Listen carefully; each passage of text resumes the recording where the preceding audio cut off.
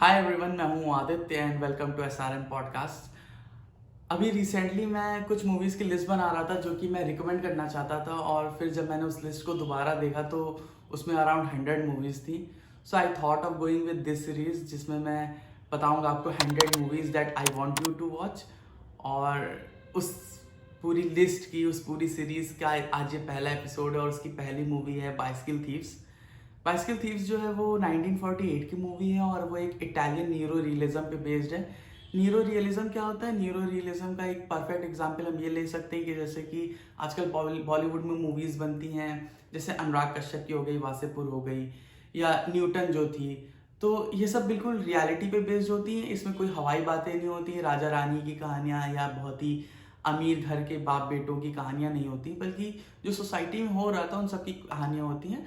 तो ये मूवी जो है, जो मतलब मूवी का जो कंसेप्ट है न्यूरो रियलिज्म, वो इस पे बेस्ड होता है। एक फन फैक्ट ये है कि अनुराग कश्यप एंड सत्यजीत रे एंड जितने भी ज़्यादातर जो बॉलीवुड के ऐसे डायरेक्टर या हिंदी सिनेमा के या इंडियन सिनेमा के जो डायरेक्टर हैं, उनको न्यूरो रियलिज्म पे मूवी बनाने का इंस्पिरेशन जो आया है वो बाइसिकल थीव्स से ही आया है।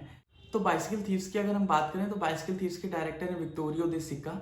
और विक्टोरियो दे सिक्का कह सकते हैं कि वो पूरी तरीके से इटालियन न्यूरो रियलिज्म जो था मूवमेंट, उसको लीड कर रहे थे। और इस मूवी के जो एक्टर है वो हैं लम्बर्तो मार्गियानी, अगर मैं इसका सही प्रोनाउंसिएशन कर रहा हूँ तो।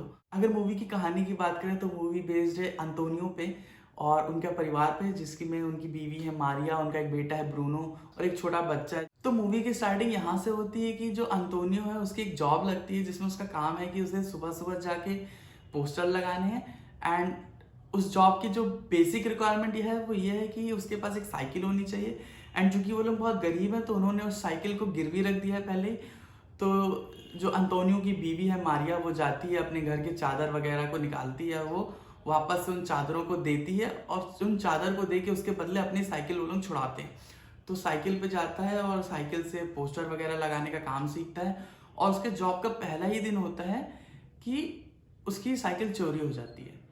अच्छा, मूवी में ये भी दिखाते हैं कि वो साइकिल को लेके इतना ज़्यादा सेंसिटिव है कि वो कहीं भी ऑफिस में भी जा रहा है तो भी वो साइकिल लाद के लेके जा रहा है अपने हाथ के ऊपर।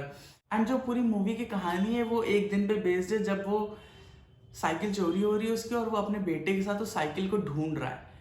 और पूरी चीज़ें दिखाई गई कि साइकिल को ढूंढते ढूंढते वो कहाँ जाते हैं। और फिर वो एक चर्च में अपने बेटे के साथ एक चर्च में जाता है, चर्च से निकलता है, उसके बेटे को भूख लग रही होती है। फिर वो लोग एक बहुत ही महंगे से रेस्टोरेंट में जाते हैं जहाँ पे अंतोनियो जो है अपने बेटे ब्रूनो को बहुत ही ज़्यादा लाइफ लेसन्स देता है। और ऐसे करके काफ़ी छोटी छोटी चीज़ें हैं जो कि हम लोग उस टाइम की पुरानी पिक्चरों में नहीं सोच सकते हैं, पर उस टाइम वो डाली गई हैं। मूवी में दिखाया गया है कि कैसे एक साइकिल चोरी होने की वजह से उनकी ज़िंदगी में जो हल्की सी खुशी आती है वो वापस से चली जाती है।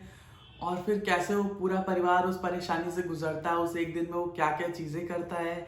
और अंत में जब अंतोनियो को वो साइकिल चोर मिलता है तो क्या होता है कि उस साइकिल चोर को पहचान नहीं पाता है, मतलब कि वो ऐसा सबूत नहीं दे पाता है कि हाँ यही वो साइकिल चोर है।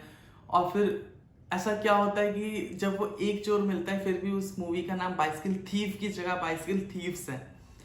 तो इस मूवी को ज़रूर देखिएगा। मूवी पूरी ब्लैक एंड वाइट है हालांकि, और इटालियन में है, पर आपको यूट्यूब पर मिल जाएगी और साथ में सब टाइटल्स भी मिलेंगे इसके। एंड इस मूवी को एकेडमी ऑनरी ऑस्कर अवार्ड भी मिला है for best outstanding foreign film के लिए। And to this date this movie is considered as one of the best movies of all time.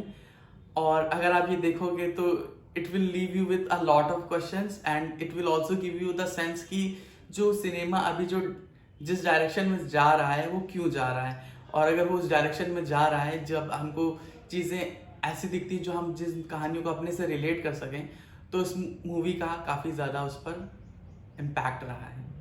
And इस मूवी को ज़रूर देखिएगा and I will be back with some other recommendations. Thank you.